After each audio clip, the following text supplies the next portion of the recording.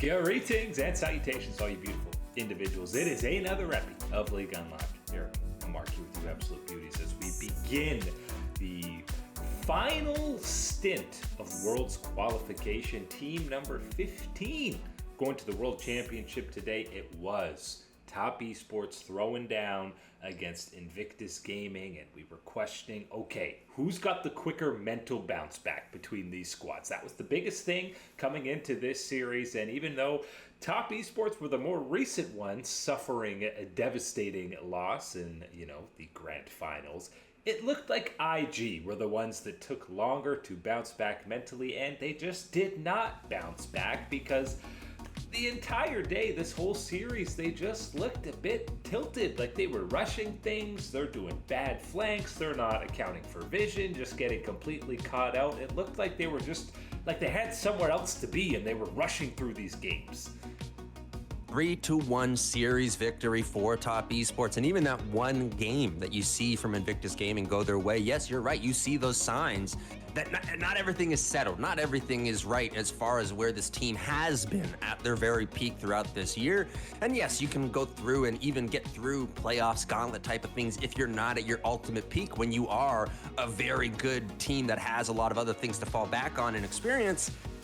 This IG team should have had all those things going in their favor heading into this matchup against Top eSports, and I don't think we saw almost any of it in this series, even in that one-game victory that we're talking about. But man, what a great bounce back for Top eSports, and certainly one that raises the question, I think there is a merciful God out there, because letting Top eSports go through as the third seed and not pushing it all the way to that deciding matchup of not only what is going to be the LNG and the matchup against either Weibo, but as well the matchup against T1 to truly earn that spot for Worlds. Yeah, and for the TES side, at least they've earned it. I think this is a better scenario for them to be in than going as that second seed after losing a series. I'm not too worried about AL, but Top eSports specifically, if they were the squad going as that second seed, I'd be extra sus about them at the World Championship. But qualifying on their own 2 feet, and listen, the first 2 games, they completely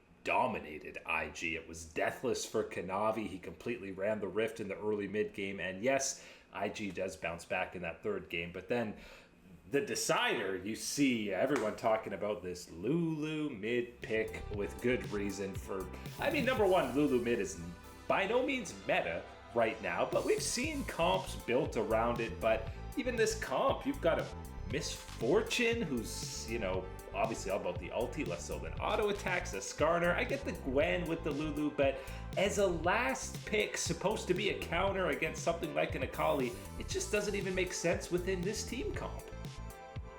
I would have thought it would have taken a half decade, another decade of League of Legends, League of Legends 2 or 3, whatever the heck we're on at that point, would have been where we would see as egregious a pick as the Rammus pick that we just saw a couple weeks ago from Barrel. But I'm willing to throw this Lulu into that conversation as well. You laid out the other factor being that it is the last pick. It is that ultimate, trump card that's supposed to be within the draft to counter to set yourself up. And it never does. And I think part of that is we're shaking in their boots seeing that last pick. Not even close, my man. And especially knowing where the game has evolved since we had seen Lulu in that mid lane meta or been a viable option to really take. I think where we have seen the game go, the champions that are introduced, what is available, you need to have your mid laner have agency, have an impact on the game that is of a threat capability. Lulu's not providing any of that. She's supposed to be amplifying, providing that safety, providing that extra, avenue for your other carry on the team. That's not how I would have weighed this one out if I am IG, and especially knowing that it is rookie and what his performance and what his role has been with this team this year when they are successful. I really, really dislike that pick, and I think even more so given what we saw in the Rift out of that pick. I think the Lulu feels extra bad because coming into this, or the first 3 games, you can exclude the one that they won, but Korea was kind of gapping rookie. It's another series where there was a definite noticeable mid gap, mid difference, and then coming in with the Lulu feels almost like a cop-out, like, okay, things aren't going so well. We don't know if it was a coaching staff or rookie who were kind of really pushing for this Lulu pick, but it feels like you're taking a step back, like, okay, I'll just play support and let you guys kind of do the heavy lifting. It's like the most anti-LPL thing I've ever seen, to take that pick too, at that moment, and that flavor of it, especially, you go back, what did we just see out of Knight this past weekend when he is going off berserker mode on that Akali, making all these assassinations and kills? I can't believe that the equation, the whatever rationale behind it, equaled out, yes, last pick Lulu for this game that we need to win to push for a deciding Silver Scrapes. No Silver Scrapes. It is TES locking down that third spot. And this version of IG is not winning a game against T1. But even before there, I'm looking at either JDG or Weibo to be favorites against IG right now, because something just seems off with the team. I think part of that equation is going to have to be chalked up to just, again, seeing this poor performance and everything that is negative about it, more recent, more fresh than when you're talking about where you could find, pain points or errors within LGD, looking at as well, Weibo. But certainly one of these ones where you're seeing their form right now, I don't think anybody on this IG team is going to have any confidence heading into that next matchup. And it's one of those ones where we thought you'd be reset, refreshed, re-motivized, and energized, and have that type of tenacity in this matchup against a top esports who should have had that extra pressure, that floundering, those questions about it. And now it is completely flipped to the Invictus Gaming side before this all-important fourth matchup deciding in the LPL. And these were your number 1, number 2 seeds from the regular season in the LPL. This did not look like a battle of the top 2 squads. And again, top esports looked pretty good on the day. I'm actually feeling pretty decent about them matching up internationally. But this looked like maybe a top tier team against a middle tier team at best. I think it's actually unfortunate for top esports that this effort was what they were up against, because you're not going to gain all that much traction in the international sphere as far as where you are and what has gone on. And I think it is important that they do get some of that recognition, some of that praise, especially the performance in this series, to get it done when it mattered, when they needed to really, again, knowing what was possible if you head down to a fourth matchup and a T1 type of situation, to step up, to lock it down on the day, does ease some concerns or worries you might have about top esports stepping back onto that international stage. We've been talking a lot about T1, but they're done. They're not even playing on the weekend. We're waiting for that 4th seed matchup. We do have some other LCK finals to wrap up. It's Hanwha Life who have been dispatching everyone effortlessly, waiting in those grand finals. But first, we're going to be getting the rematch, KT versus Gen G, for the right to play Hanwha in those finals. Obviously, all 3 of these teams have already clinched a spot at the World Championship. But we're about to see if this last series was a fluke. And I saw the path. I saw the angles where KT could upset Gen G. I don't see it happening again. There's no way Gen G lets that happen again. The last time these 2 squads matched up in Game 4 and Game 5 especially, 2 of the most pedestrian, underwhelming games out of both Chovy and Canyon, I don't see that happening again. If you block out everything that has happened since that matchup, I think there are avenues that you could still remain hopeful, optimist about what KT could do in a series like this again. What we have seen since then has certainly been that resurgent Gen G, a response type of game series out of the likes of Chovy and Canyon, the 2 most important and biggest members, really, I think, when you're talking about getting that positive traction as Gen G. They were absolutely dominant forces in that next series. So seeing them head into this one against KT, knowing what happened last time, knowing these mistakes and coming in with some extra preparation against these type of things, I think the focus, I think the execution has got to be there for this Gen G team that has been so excellent throughout the whole year.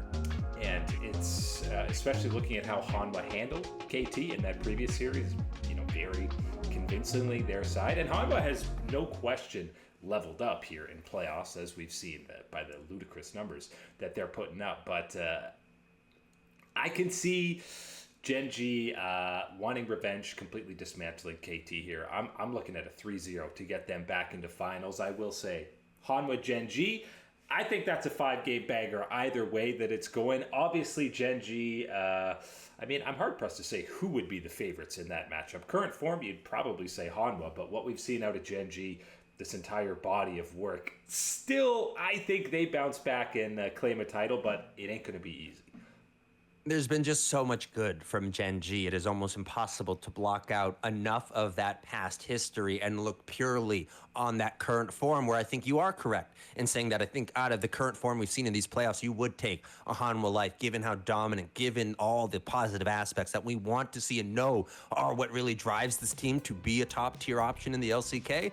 That's what's going on. And a quick shout out to your boy Peanut, of course, being Peanut fan here. Got to give him that shout out. Those props, we had the last game ever for him at Lowell Park of what it seems in his career. So again, thank you, Mr. Peanut. Blessed, all the things there. And then we head into this one. And I still am looking at where, okay, yes, I'm assuming Gen G gets through. I will provide the caveat. If you're able to have perfect step up and be able to keep pace with Keen in those type of avenues, and if you can get, again, a seasonal, unbelievable type of resurgent T1-like performance out of Cuz in the jungle, that can be one of those angles that helps enable players like BDD to take that effect on a series where he is still, again, going to be limited in what he can do because of just what is on the other side of him in that mid lane in the beast of Chovy. They need more than BDD Cuz stepping up. Absolutely, you're right. But I, again, don't think Canyon is going 0, 15, and 12 across the 3 losses. And I don't think Chovy's going 1 and 8 across the 2 deciding factor games in game 4 and 5 like he did last time. So it'll be a miracle 2.0 if KT are able to get this upset again. But again, 5-game series in the finals between Gen G and Hanwha, at least competitive. I want to be heading into Worlds feeling like at least 2 teams in the LCK are the 2 front runners to win the World Championship. Those 5 games between them, part of me is just because I can get so lost in the sauce of the current form of Hanwha Life and how good things are going for them, to see it being, if they are in that form on the day, maybe it is just that full domination steamroll over. But you're right. I think Canyon certainly is going to have that type of performance, and if he has got anything to pull off of that T1 series again, the Skarner, I'm looking out for that as a pick that is, again, just way too overtuned in what he is able to do and able to offer for a team. And in the hands of Canyon as the pilot, even worse. You might, you'd be forgiven if you forgot that, well, the LEC is still going on. We have all 3 big finals. LCP and LPL are done with their finals, but the other 3 major regions all have finals over the weekend. That's right, the return of European League of Legends, and we're still waiting for one of these Worlds qualifications to wrap up, and that is going to be decided in the only known matchup that we have in Carmine Corp versus Fnatic. And I see this matchup, and immediately I'm zeroing in on that bot lane. Kalist versus Upset, and 2 different play styles. We know Fnatic and Upset are very much lane focused, getting ahead, camping to steamroll them, whereas Kalist is, okay, I'm going to maybe chill out a little bit more, wait till I have 2-3 items and completely take over the game. Because Kalist, by the way, the highest kill participation at 83 among not just 80 carries, but all players in the LEC playoffs, which is insane for an 80 carry player to have that number. Again, more so just an example, a verification of how important his success, his performance is for what goes right for this Carmine Corp. Because if he is able to elevate himself to that level, it changes the whole playing field for what everyone else has to contribute, what everyone else has to fall in line, and all these sort of things to get across that finish line, to take down that enemy nexus. This feels a lot like if it's going to be either the past or the future of the LEC representing at this World Championship, in the regards of either having that future, that prospect, that potential in Kalist in the bottom lane, and what is brewing for this Carmine Corp organization and how they are blossoming and blooming at the LEC level, against what is that past. Upset, Razork, looking at some of these guys, even Oscurant and, the top side, very experienced players on this Fnatic team, ones that you are familiar with not only on the European stage, but on the international stage as well. So looking for that ticket, that berth, that last spot to lock it up. I will at least give it to the LEC. I had no expectations this 3rd matchup, the final spot for Worlds for them, would be as dramatic and as exciting and present both, sides the way it is. But I'm certainly pretty amped up about this one, knowing that it is going to be either that future of Carmine Corp representing or the past, the Fnatic returning once again. And truthfully, I think either squad has kind of shown enough that they deserve an international spot. And I think body of work and level they can reach, you probably think KC's the better squad to send internationally. But we have the potential for a Poby Faker matchup. And I need to see that. I was going to say, I mean, as far as looking at what I just talked about, future and past, if you are all about the development, emergence of another top team within the European region, yeah, you could probably be convinced that it is Carmine Corp is the angle you want. That experience, all sorts of things to grow and learn is what you need to take those larger steps in your development. And I think that's exactly what you're targeting as Carmine Corp. But looking at that Fnatic side, you're right. A matchup of Poby versus Faker, number 3 seed, Fnatic versus number 4 T1.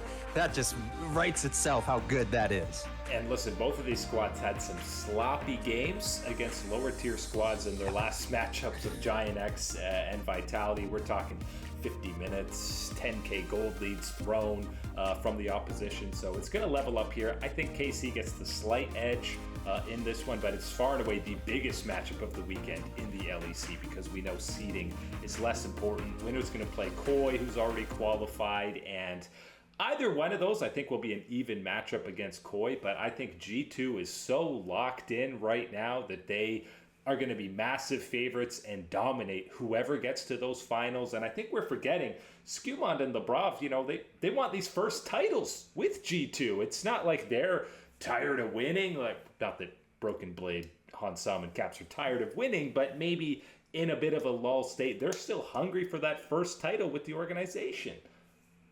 These little factors, these little things that you might write off or whatever, they add up. They matter to certain things, and especially also on the flip side going, yeah, okay, Skumon and Lebrov are going to be hungry to get their first titles. How about guys that have had their titles getting those guys those titles? That is usually a big part of being in that mentor veteran type of position. One of the benefits is trying to get that success for players earlier in their career than you were able to experience it, all these type of things.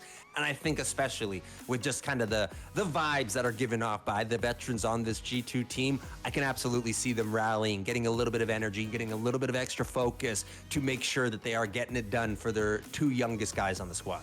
Even more so than the LEC, it feels like now that the world spots are locked up in the LTA, the stakes aren't so high because, again, as we've talked about, seeding matters less than in years previous at the World Championship. There's no play-in stage for any of these squads that they have to avoid. Maybe you're due for a bad matchup, but maybe it's delayed. If you're a higher seed, you're going to get an easier round 1, but it's inevitable that you're going to play some of these good teams unless you get incredibly lucky. But it's mostly RNG. A 3rd seed can have an easier path than the 1st seed at this format of the World Championship. So that's why I feel like a squad like FlyQuest is already zeroed in on Worlds, and that's the only way I see them losing in finals is if they are completely not locked in for a match this weekend and already looking ahead to the World Championship. Yeah, and it's probably just a reality of that, you know what, there is never going to be that 100%, 110% perfect option type of thing. And I think that's where we're realizing with the Swiss stage, the new format that we have for Worlds, where it is an improvement over what we've had in the past. But there is little caveats, little minuses that do take their toll.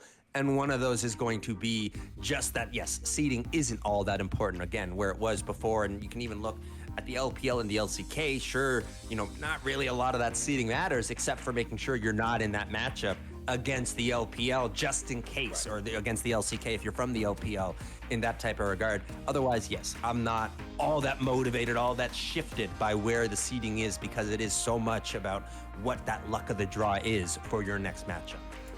That being said, still think 100 Thieves are going to be the favorites against Vivo here to kick things off. I mean, both 100 Thieves and FlyQuest look leaps head and shoulders above the LTA South in their matchups, and I think we're not fully international yet, so we should still get that domestic Quid domination. I know we've seen him underwhelm internationally, but he was an absolute menace in the last series, so looking at probably a 100 Thieves FlyQuest finals, and for me, The main question is, will Bwipo return? If I was FlyQuest, I'd be running with Gakos to at least close out this tournament. You've been scrimming with him pretty much every day, it sounds like, and he played the last series. You're only playing one more best of 5. I'd be wrapping up with Gakos to see how he performs.